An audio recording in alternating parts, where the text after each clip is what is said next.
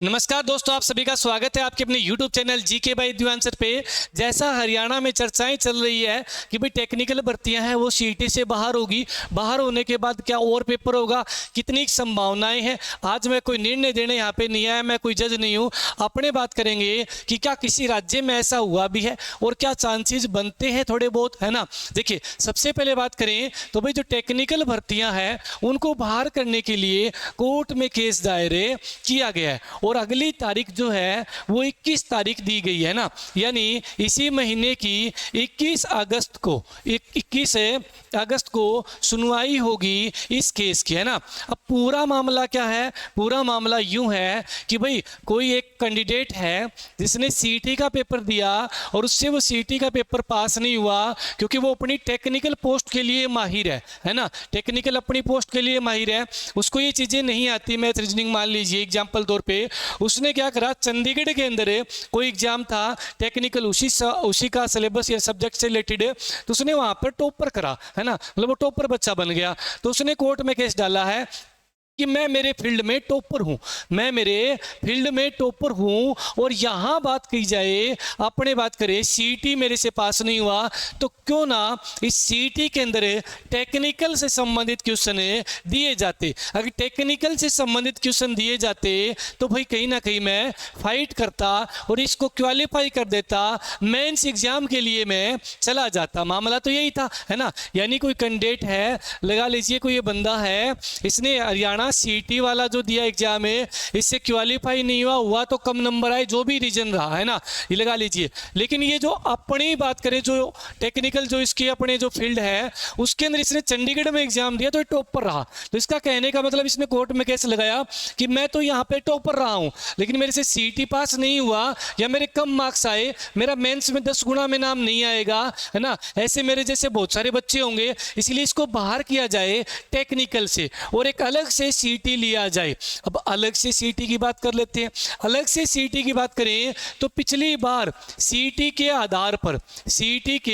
आधार पर अपने बात करें 63 ग्रुप बने हुए थे। टोटल कितने ग्रुप थे, नंबर ऑफ ग्रुप है, या लिख दूं नंबर ऑफ ग्रुप की बात करूं मैं तो टोटल 63 ग्रुप थे भाई, है ना, बिल्कुल जी 63 ग्रुप थे। इनमें से 56 ग्रुप है, 57 ग्रुप है, ये भाई अपने किससे संबंधित थे, ये +2 से रिलेटेड था 57, एक आपका 56 भाई ग्रेजुएशन से रिलेटेड था। यानी कहने का मतलब इनमें टेक्निकल से संबंधित क्वेश्चन नहीं थे। टेक्निकल भर्तियां कौन सी है, टेक्निकल, बाकी बची हुई लगभग टेक्निकल, कुछ एक को छोड़ दें, है ना, कुछ 2-4 और भी होगी पोस्ट ऐसी। अब मोटा मोटी लगा के चलें 50 से 55 बाकी बची हुई जो अपने बात करें ग्रुप बचे हुए हैं, ये सारे टेक्निकल के हैं। ये सारे किसके हैं, टेक्निकल के। टेक्निकल का मतलब जिसमें सिलेबस अपने बात करें सब्जेक्ट से रिलेटेड 70 क्वेश्चन आते हैं। कितने, 70 क्वेश्चन आते हैं, वो सारे ही, है ना, बिल्कुल। जैसे MPSW है, फायर है, LMSC है, इसके अलावा और भी अपने लगा लीजिए जितने WPO है और बहुत सारी वैकेंसियां हैं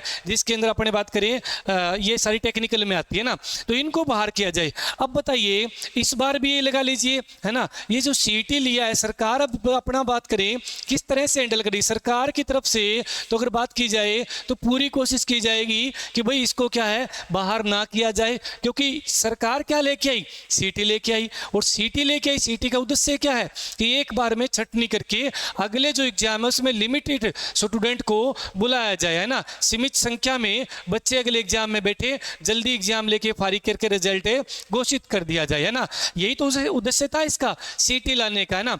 लेकिन अभी अगर ऐसा होता है, कोर्ट की अगली तारीख है, अगर कोर्ट ऐसा कहता है कि भाई इसको अलग किया जाए तो क्या होगा, फिर आपका एक सीटी अलग से होगा, है ना, एक क्या होगा, सीटी अलग से होगा, इसमें टेक्निकल भी आएंगे और भी आएगा, मतलब कुल मिलाकर इसमें भी टेक्निकल आएगी और जो मेंस एग्जाम होगा इसमें भी टेक्निकल आएगी। यहाँ भी टेक्निकल देखने को मिलेगी, यहाँ भी टेक्निकल देखने को मिलेगी, क्योंकि जो केस है वो सिर्फ टेक्निकल पोस्ट के लिए ही है कि भाई मुझे जब टेक्निकल में अच्छी उस क्षेत्र में फील्ड में मुझे ज्ञान है, तो भाई वहाँ पे मुझे तो टेक्निकल में ही तो ज्वाइन करना है, मेरे को काम ही तो टेक्निकल में करना है ना। मुझे इन चीज़ों से दूर हट के टेक्निकल के जोर पे लिया जाए। अब बात करें इसके आधार पे, क्या कोई ऐसा राज्य है जहाँ पे ऐसे ये अप्लाई है? सीईटी की बात करें तो सीईटी राजस्थान में भी अप्लाई है। कहाँ पर भाई? राजस्थान में सीईटी है, और राजस्थान में टेक्निकल भर्तियाँ हैं वो सीईटी से बाहर है। सीईटी से टेक्निकल भर्तियाँ क्या है? अलग है। तो वहाँ कैसे होता है जी? राजस्थान में बात करें तो भाई अपने क्या है, 2 एग्जाम लिए जाते हैं टेक्निकल वालों से। दोनों एग्जाम में क्या टेक्निकल आती है ना? बिल्कुल। अब मुझे इतना ध्यान नहीं कितने नंबर की आती है, लेकिन टेक्निकल दोनों में आती है। हो सकता है पहले में टेक्निकल थोड़ी कम आए, है ना, दूसरे में सारी टेक्निकल आए। ऐसा सिस्टम करके राजस्थान में बना रखा है ना, जहाँ तक मैंने जानकारी प्राप्त की है। चलिए इसके बाद में बात करूँ मैं अपने भाई, अगर बात की जाए कितने चांसेज है, तो ये तो भाई कोर्ट में जज साहब बता पाएंगे अगली तारीख पे ना। सरकार अपना पूरा, देखो मैं किसी के पक्ष में नहीं हूँ, सरकार अपना पूरा दावा करेगी कि भाई इसी सीईटी से आगे हम मेंस एग्जाम ले, है ना, और सीईटी अपने बात करें टेक्निकल का ना हो, तभी तो ये कोर्ट में केस हुआ है ना। और बात करें बच्चों ने जो केस लगाया वो इसीलिए लगाया कि हमें इससे सीईटी से अलग रखा जाए, है ना, और हमें खाली क्या लिया जाए, हमारा टेक्निकल एग्जाम के लिए ही सीईटी लिया जाए, इसमें टेक्निकल आए। अब बताओ अगर ऐसा होता है तो क्या होगा? कितने सीईटी होंगे? कितने सीईटी होंगे? पहले तो बिजली बोर्ड का सीईटी होगा अलग से, है ना, बिजली बोर्ड का सीईटी अलग से लिया जाएगा। बिल्कुल जी, लेना पड़ेगा बिजली बोर्ड का सीईटी अलग से, एएलएम एसए वालों के लिए कॉमन करके ले लेंगे, है ना। उसके बाद बात करें जैसे डब्ल्यूपीओ की वैकेंसी है ना, डब्ल्यूपीओ इसका भी अलग से सीईटी होगा। अगर भविष्य में ऐसा निर्णय आता है तो बता रहा हूँ, ठीक है, बिल्कुल। अब बात करें इसके अलावा जैसे MPHW है, इसका भी सीईटी क्या होगा?